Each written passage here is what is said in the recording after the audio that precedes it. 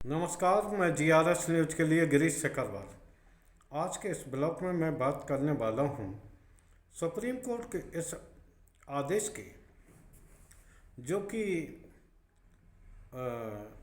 उन्होंने एक याचिका का निस्तारण करते हुए दी है।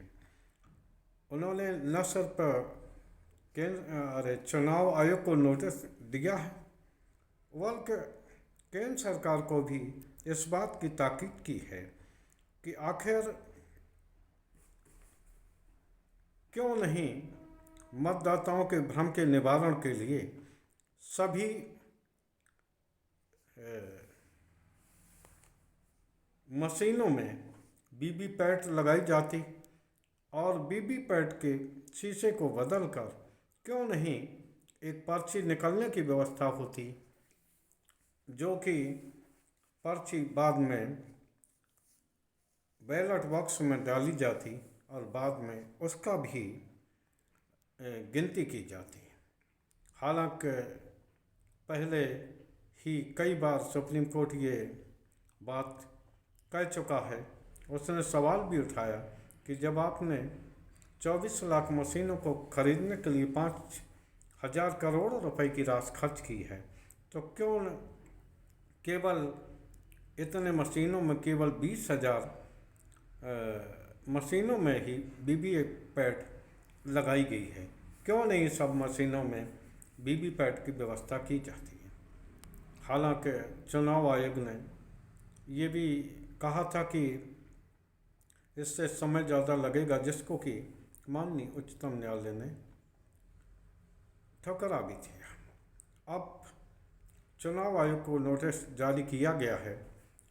चुनाव आयोग इस बात पर क्या जवाब देता है, ये देखने वाली बात होगी। हो सकता है कि वो, क्योंकि पहला राउंड 19 अप्रैल को होना है और इसमें इतना समय नहीं रहा है कि चुनाव आयोग इस संबंध में कोई कार्रवाई कर सके। अगर माननीय न्यायालय चाहे, वही कोई ऐसा निर्णय कर सकता है जिससे कि मतदाताओं को न्याय मिले। एडीआर की याचिका पर भी कल सुनवाई है। अभी अग्रवाल की याचिका पर माननीय उच्चतम न्यायालय ने चुनाव आयोग को नोटिस जारी किया है। निश्चित तौर पर कल प्रधानमंत्री भी उस चुनावी बॉन्ड पर बोलते हुए दिखाई दिए, जैसे जिस चुनावी बॉन्ड को माननीय उच्चतम न्यायालय ने असंवैधानिक कहा, अवैध कहा, कस उसका बचाव करते हुए प्रधानमंत्री दिखे। उन्होंने तमिल टीवी चैनल से इंटरव्यू देते हुए ये दावा किया कि उनके बनाए कानूनों के कारण ही ये पता लग पा रहा है कि चुनाव में कितना खर्च हुआ है और मनी ट्रेल भी इससे मिलता है कि आखिर किसने दिया है और ये राशि कहाँ खर्च हो रही है। पहले प्रधानमंत्री ने सवाल भी उठाया कि 14 से पहले जो भी चुनाव हुए हैं उसमें ये पता नहीं लग पाता था कि आखिर चुनाव में पैसा तो खर्च हुआ होगा, एक कितना पैसा खर्च हुआ है और कितना पैसा किसने दिया है और किस पार्टी को दिया है। निश्चित तौर पर भले ही माननीय उच्चतम न्यायालय ने बॉन्ड को असंवैधानिक ठहराया हो, लेकिन प्रधानमंत्री कल ऐसा करते दिखे कि मानो उन्हें अपने उस असंवैधानिक कृत्य पर कोई भी शर्म और हया नहीं है।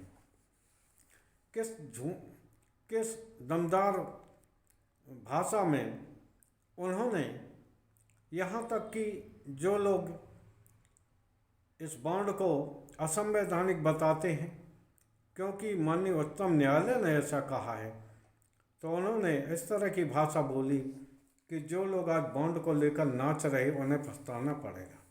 नाचने का यहाँ क्या बात? क्या माननीय उच्चतम न्यायालय ने चुनावी बॉन्ड को असंवैधानिक ठहरा के क्या गलत काम किया है? क्या उच्चतम न्यायालय के निर्देश पर खुशियां मनाना गलत है?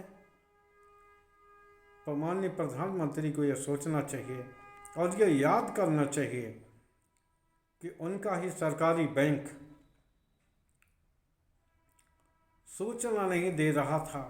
उसके लिए उसने 4 महीने का समय मांगा था चुनावी बॉन्ड के लाभार्थी राजनीतिक दल और उसकी सूची को लेकर, लेकिन जब सुप्रीम कोर्ट का हथौड़ा चला तो न सिर्फ 24 घंटे के अंदर ही सूचना दे दी गई और सार्वजनिक हुई और इसको लेकर सरकारी वकील तक इस बात की कोशिश करते रहे और यहाँ तक कह दिया उन्होंने अपनी दलीलें देते हुए किस पार्टी को कितनी फंडिंग हुई ये आम जनता का अधिकार नहीं है। इसी बात को ग्राउंड बनाते हुए माननीय उच्चतम न्यायालय ने इसे अवैध ठहराया और ये कहा कि देश के प्रत्येक मतदाता, प्रत्येक नागरिक को ये जानने का अधिकार है कि जो चुनाव लड़े जाते हैं उसके लिए फंडिंग आखिर कहाँ से आ रही है और किस पार्टी को दी जा रही है। निश्चित तौर पर प्रधानमंत्री ने न सिर्फ विपक्ष को टारगेट किया बल्कि उन्होंने ये जतलाने का प्रयास किया कि सुप्रीम कोर्ट ने ही एक तरह से ये गलत निर्णय दिया है। आखिर नाचने की बात कहने के आखिर प्रधानमंत्री की भाषा में क्या जिक्र? उन्होंने इस बात का जिक्र नहीं किया कि किस तरह उन्होंने गोपनीयता कानून बनाया था जिसके के कारण मालूम न हो पाए कि ये पैसा कहाँ आया और किधर गया। और कल ईडी ने केजरीवाल के रिमांड को लेकर आगे रिमांड बढ़वाने से इनकार किया और उन्हें ये कहा कि अब उसकी ज़रूरत नहीं है क्योंकि केजरीवाल सहयोग नहीं कर रहे हैं, लिहाजा उन्हें न्यायिक हिरासत में तिहाड़ जेल भेज दिया गया। 15 अप्रैल तक वो जेल में रहेंगे, यानी 15 अप्रैल के बाद अगर केजरीवाल मुक्त नहीं होते हैं तो निश्चित तौर पर आप ये तय मानिए कि उनका हाल फिलहाल बाहर आना बहुत ही मुश्किल है, क्योंकि जैसा कि आरोप लगाती रही आम आदमी पार्टी कि उनका उद्देश्य पूछताछ करना नहीं था, जानकारी लेना नहीं था, बल्कि ये उद्देश्य था कि किस प्रकार से केजरीवाल को चुनावी प्रचार करने से रोका जाए। अब ये बात सही भी साबित हो रही है कि ईडी ने आखिर उनकी रिमांड क्यों नहीं मांगी। अदालत से उनको रिमांड लेना चाहिए अगर वो सहयोग नहीं कर रहे हैं। तो इस संबंध में भी न्यायालय से निवेदन करना चाहिए कि, लेकिन जैसा महसूस हो रहा है उससे ये बात तय होती जा रही है कि अब विपक्ष के लिए चुनाव लड़ना कितना मुश्किल होता जा रहा है। हालांकि कल इनकम टैक्स विभाग ने अदालत में कांग्रेस के खिलाफ दिए गए नोटिस को वापस ले लिया। यहाँ तक उन्होंने कहा कि अब वो जुलाई माह तक इस पर कोई कार्रवाई नहीं करने वाले हैं, यानी कांग्रेस को फौरी तौर पर इस बात का लाभ कह सकते हैं या, लेकिन जो पैसे उन्होंने काट लिए हैं उस संबंध में इनकम टैक्स विभाग ने कोई भी टिप्पणी नहीं की। इधर दिल्ली की विधानसभा में ऋतुराज झा नाम के विधायक ने आरोप लगाया कि वो जब शादी समारोह से लौट रहे थे तो उन्हें कुछ भाजपाइयों ने रोका और उन्हें लालच दिया कि अगर आप 10 विधायक तोड़कर यहाँ लाते हैं तो प्रत्येक विधायक 25-25 करोड़ रुपए दिए जाएंगे। और जब उन्होंने इनकार किया तो ये बताया गया कि अगर आप नहीं आते यहाँ राष्ट्रपति शासन लगेंगे, और इस तरह धीरे धीरे कर पार्टी को नेस्त नाबूद कर दिया जाएगा। कल ये भी पता लगा, जैसा कि दावा किया गया ईडी द्वारा, कि आतिशी और सौरभ भारद्वाज का नाम भी शराब के कारोबारी विजय नायर, जिन्होंने कि जो मीडिएटर थे मनीष सिसोदिया के जरिए केजरीवाल से मिलने वाले शराब माफिया से, तो निश्चित तौर पर ऐसा महसूस होता है कि अब इन दो नेताओं को भी ईडी किसी न किसी बहाने घेरेगी। हो सकता है कि बीच चुनाव में ही इन लोगों को घेरा जाए, जिससे कि आम आदमी पार्टी को चुनाव से दूर रखा जा सके।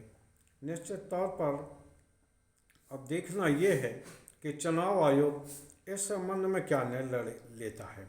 हालांकि माननीय उच्चतम न्यायालय ने उन्हें नोटिस दिया है वीवीपैट सभी मशीनों में लगाने और उसकी निकली पर्ची को गिनने को लेकर जो बात कही है, निश्चित तौर पर ये अगर चुनाव आयोग इसमें एक कदम बढ़ता है तो निश्चित तौर पर विपक्ष का ये आरोप भी कुंद हो जाएगा कि मशीनों से छेड़छाड़ होती है और चुनाव प्रभावित किया जाता है।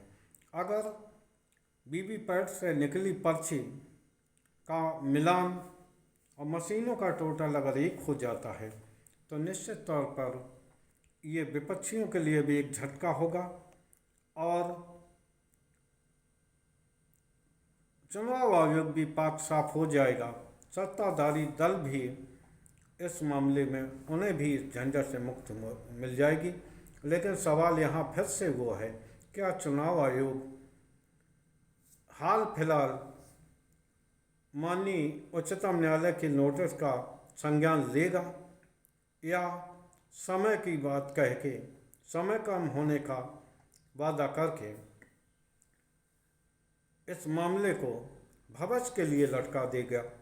आज के ब्लॉग में बस इतना ही। जय हिंद, जय भारत।